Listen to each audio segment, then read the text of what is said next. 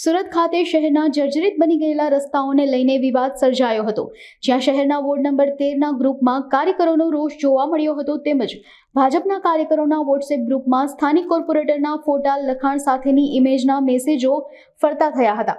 આમ જ કોર્પોરેટરે જણાવ્યું હતું કે આ માત્ર અફવા ફેલાવવાનું કામ છે।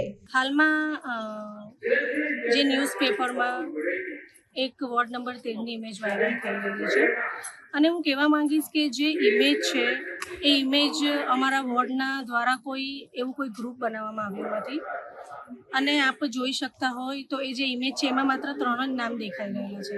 એટલે હું કહીશ કે આ જે ઇમેજ છે ફેક ઇમેજ છે, અમારા વોર્ડ દ્વારા આવો કોઈ ગ્રુપ બનાવવામાં આવ્યો નથી।